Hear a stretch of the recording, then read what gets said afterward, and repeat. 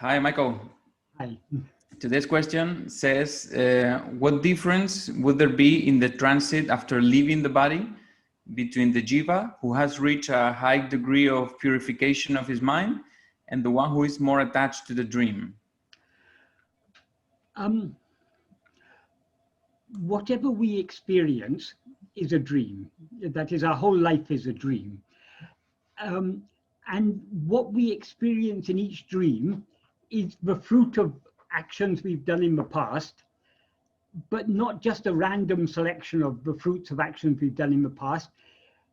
Prārabdha is a selection of the fruit of actions that we've done in the past. It's been selected by God or Guru for our spiritual, to be most favorable for our spiritual development.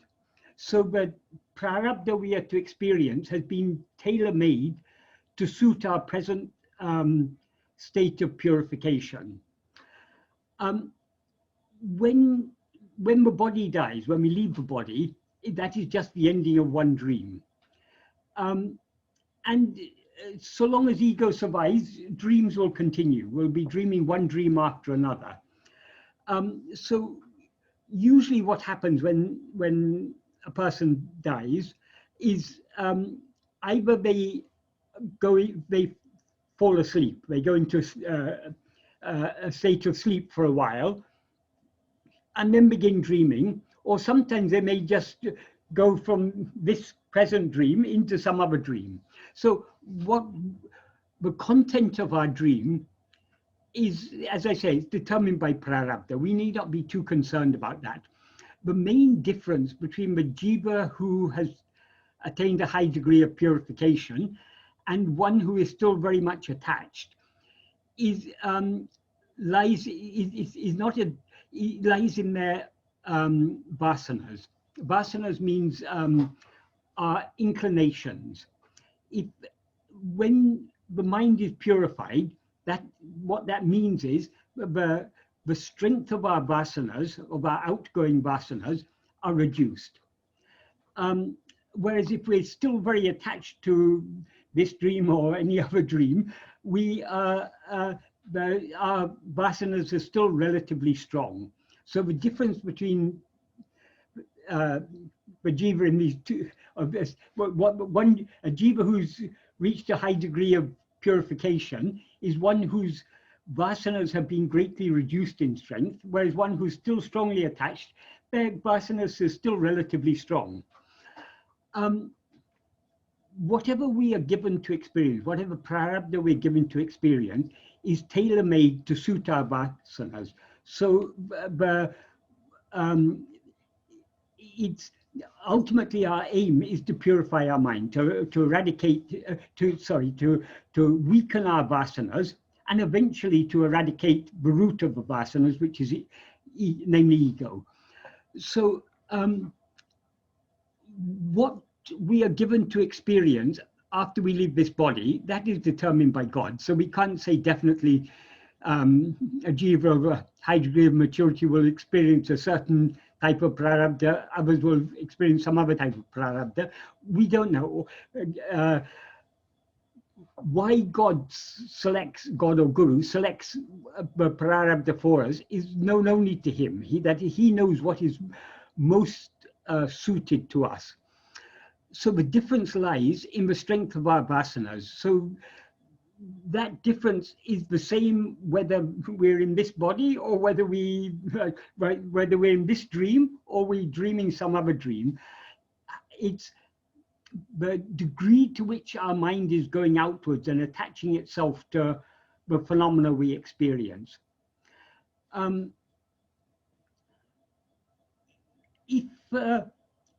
If we've already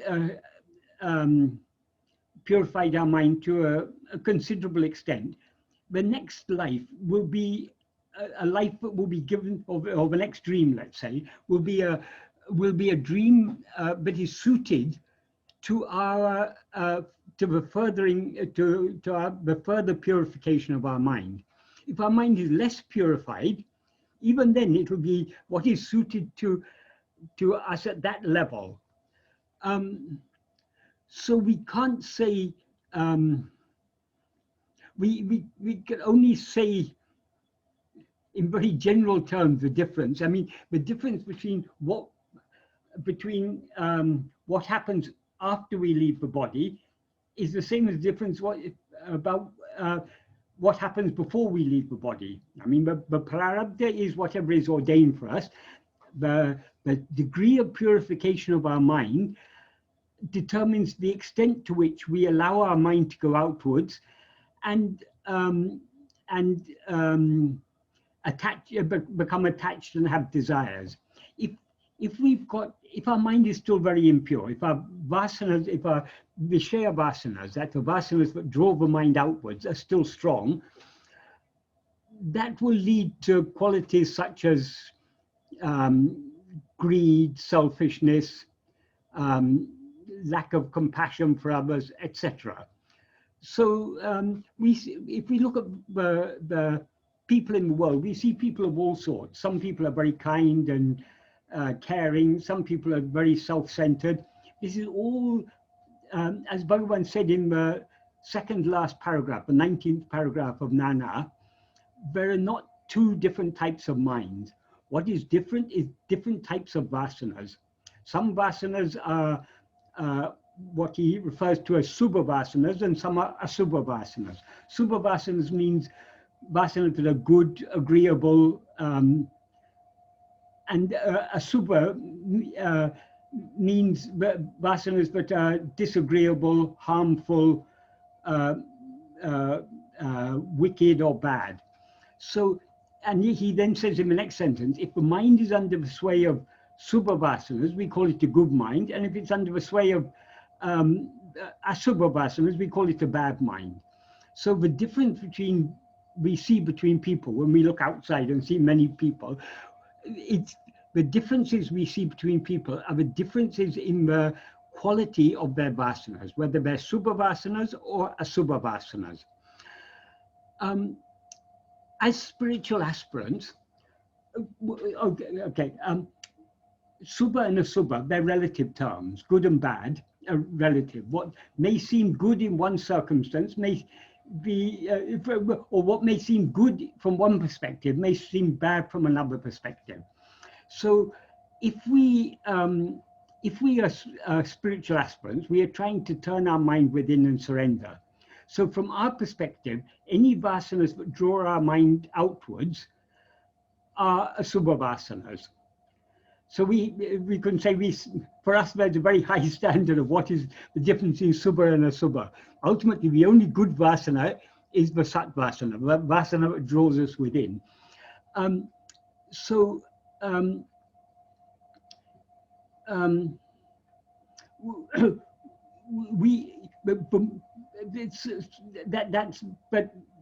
Sorry, I'm saying that from the point of view of a spiritual aspirant, but as our mind is purified, that is, as the strength of our viṣaya-vāsanās is reduced, generally speaking, our mind will be dominated more by subha-vāsana, relatively subha-vāsanas than relatively asubha-vāsanas. That's if our viṣaya-vāsanas are very strong, we'll tend to be greedy, selfish, unkind, heartless, not caring for others. We only want to fulfill our desires.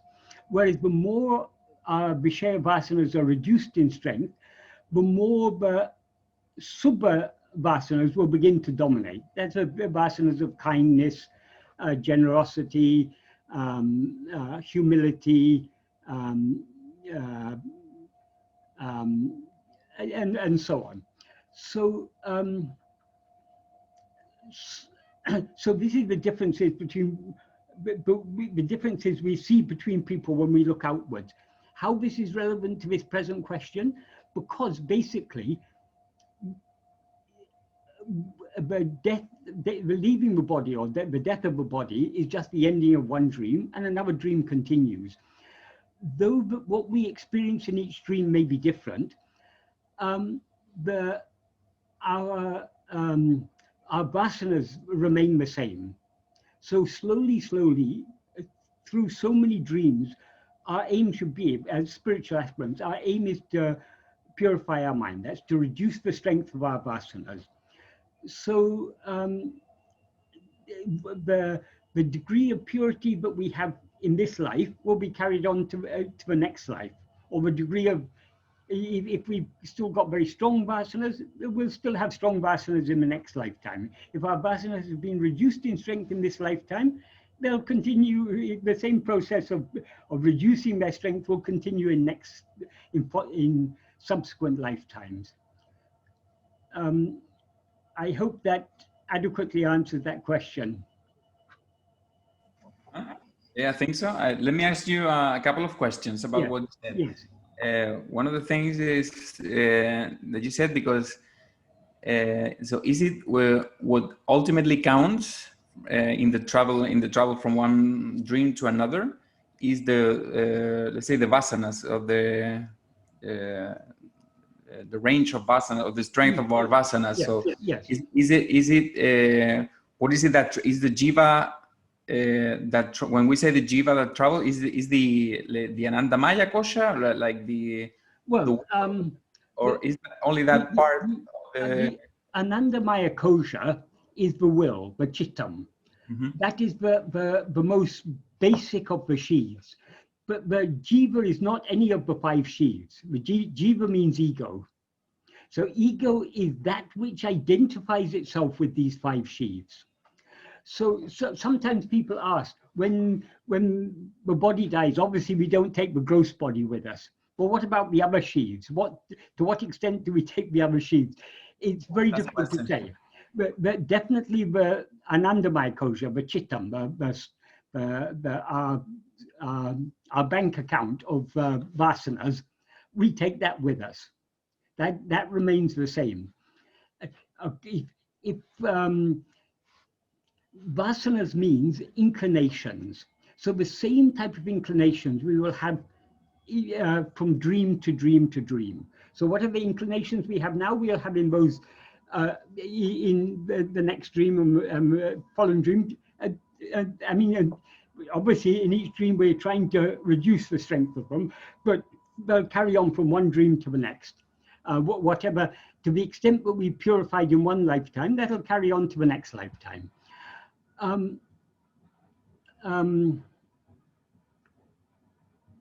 That was actually one part of another question. Is the object of our vasanas the object remains the same from one life to another, or is it not necessarily, because that is, vasanas are likes, dislikes, desires, attachments, and so on in seed form.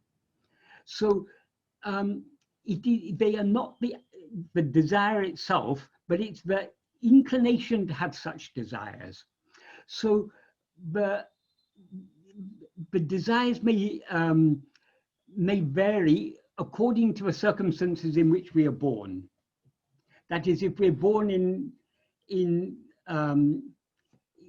one culture, we may have certain type of desires. In another culture, our desires may be slightly different, but generally they may not be exactly the same desires or exactly the same likes and dislikes, but there'll be the same type of likes and dislikes, the same type of desires. Yes. So is that what they call in India the sukshma sharira, or the subtle body? Or... Sukshma, sometimes the 5 sheaths are sometimes classified as 3 bodies. The Annamaya kosha, that's the sheath composed of food, in other words, the physical body, is the stula sarira, the gross body. The prana is sometimes classified as along with stula sarira, sometimes with sukshma sarira, but generally sukshma sarira is it always includes the manamaya kosha, the mind, and the vijnanamaya kosha, the intellect. Whereas the will, the Anandamaya kosha, is classified as the karana sarira. Karana sarira means causal body. because it consists of viṣaya-vāsanās, and viṣaya-vāsanās are the cause of everything else. But even viṣaya-vāsanās, we have to distinguish viṣaya-vāsanās from the ego. Whose vasanas are they? They're ego's vasanas. So ego always takes its vasanas along with it, but the vasanas are not the ego itself is not the vasanas. It's the vasanas are the ego's inclinations. So if I have an inclination to like a particular thing, I am not that inclination, but the inclination is mine. So the ego is always distinct from the five sheaths. Though it identifies all the five sheaths as itself, it experiences itself as all five collectively, it is actually distinct from them. But the term sukshma sarira, the subtle body, as I say, that generally includes pranamaya kosha, manomaya kosha, and vijnanamaya kosha. That's in the normal classification. But Bhagavan actually uses the term sukshma sarira in a different sense, because generally I think Bhagavan is not much in favor of, already we've got a classification, 5 sheaths, and that classification is quite clear. We know we have a gross body, there's a difference in a living body and a dead body. So there's something in the body that is animating it, that's the pranamaya kosha. And within that there's the mind, and the mind, what is called the manomaya kosha is the grosser functions of the mind, thinking, perceiving, remembering, all these grosser functions. Subtler functions of the mind are the judging, discriminating, that is called intellect. And the still subtler functions are the vasanas. So, and that is called will, the chitta, more the anandamaya kosha. When we've already classified these 5, why to further classify them as these 3 bodies? The reason they were sometimes classified as 3 bodies is to correspond to the 3 states. It is said that in the waking state we experience the stula sarira. In the body we now experience as ourself is the stula sarira. In dream, the body we experience as ourself is the sukshma sarira. And in what remains in sleep is the anandamaya kosha.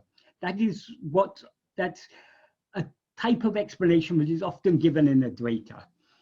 But that doesn't, Bhagavan's teachings are deeper than, where different levels of explanation are given in Advaita. Bhagavan's teachings are the deepest level. So according to Bhagavan, there is no difference between waking and dream. Just as this body now seems to be a gross body, while we are dreaming, the dream body seems to be a gross body. And just as that dream body is actually just a mental projection, according to Bhagavan, this body is also just a mental projection. So there's no difference between the waking body and dream body, because the waking state is just another dream. So this classification of the 3 bodies, and according to Bhagavan, sleep is a state of, since there's no ego in sleep, there's no body at all there, no sheaths or body or anything. So according to Bhagavan, this classification is not actually such a useful classification. So Bhagavan rather bypasses that, the classification of the 3 bodies. And in fact, he uses the term sukshma sarira in quite a different sense. Because in Nana, I think at the end of the 4th paragraph, he says, wait a second. He says,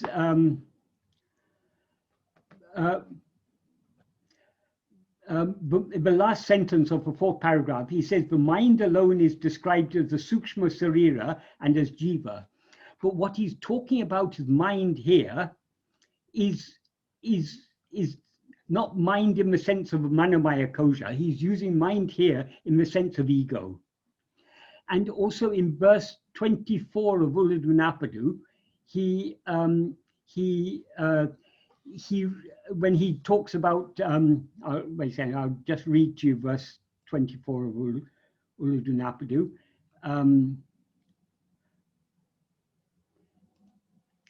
what he says in verse 24 of Ulunaptu, the insentient body does not say I.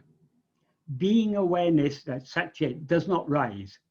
In between, one thing, I, rises as the extent of the body. Know that this is the Chit Jadagranti, Bandham, that's bondage, Jiva, that's soul, Nupame. Nupame is a Tamil term, but it means the same as Sukshma Sarira, it means subtle body. Ahande, that's ego. Ichamsaram, that means this samsara, this wandering, and manam, mind. So here Bhagavan is using that both here and in that final sentence of the fourth paragraph of Nana, Bhagavan is using the term subtle body to refer to ego. So according to Bhagavan, all the five sheaths are relatively close. What is subtle is ego. Because it's ego is that which has projected all these five sheaths. And Michael, another question. You said that our prārabdha is selected by God or Guru. Yes. For our to the benefit of Yes. our spiritual development. But when we say that the ego projects this dream also, what happens there is like another way of putting it, or the ego is projecting, but what ego projects is that it's like in a cinema there's a projector. The projector is doing the projecting, but what it is projecting is selected by the operator. Depending on which reel he or she puts in, that determines what is projected. So all that we are to experience, everything that is to happen to us, is the fruit of our past karmas selected by Bhagavan. It is all a projection of our vasanas, but which vasanas are allowed to be projected to produce this world is determined by him. But that doesn't mean all vasanas are determined by him, because we also have our will. That is, now we are to experience a certain prārabdha. But while experiencing this prārabdha, we are doing more agamya. Agamya is the starting point of karma. It's the fruit of agamya that we experience as prārabdha. Agamya means the actions we do according to our will. And I mean, it's inevitable that we create agamya for our next incarnation and so on. So, like in a way, the role of guru or God in talking like this, using these terms, it would be like choosing the best possible configuration of our agamya created for our spirit. I mean, using the dream to get out of the dream in a way. Yes. Well, the thing is, normally, if we give free rein to our vasanas, in each life, we do much more agamya when we can exhaust prārabdha. It's saying that each lifetime, it's one bag full of prārabdha we experience. We may accumulate 100 bagfuls of agamya, of fruit from the agamya we do, because we always want much more than we can actually experience. So long as our mind is under the sway of its vasanas, so long as we allow our mind to be carried away by its vasanas, we are doing agamya of one sort or another by mind, speech, and body. So in every lifetime, we are accumulating more and more fruit. So the sanchita, the store of the past fruit that we haven't yet experienced, is a huge store. That's why God or Guru can freely select from it. Not all of it, just bits and pieces from here and there, put it all together, and that's the prārabdha for one lifetime. Yeah, there's a lot to select there. Yes. It's like a... Mm-hmm. How to reduce the amount of agamya we do? Well, merely reducing the amount of agamya is not of much use, because we could never some people's understanding of karma is that we have to exhaust all our past karma in order to get liberation. But many people believe that. That would never work because we're always producing more. But we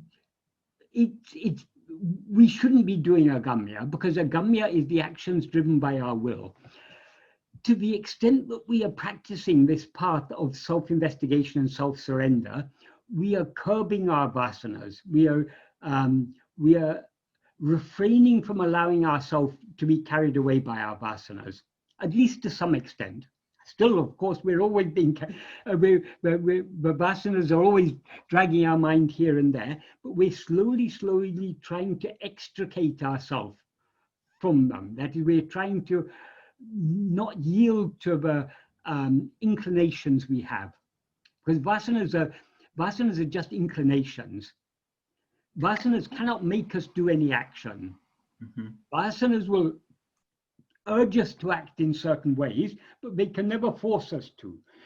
So it's up to us, because we are one who has both inclinations. We can either follow our inclinations or we can refrain from following our inclinations.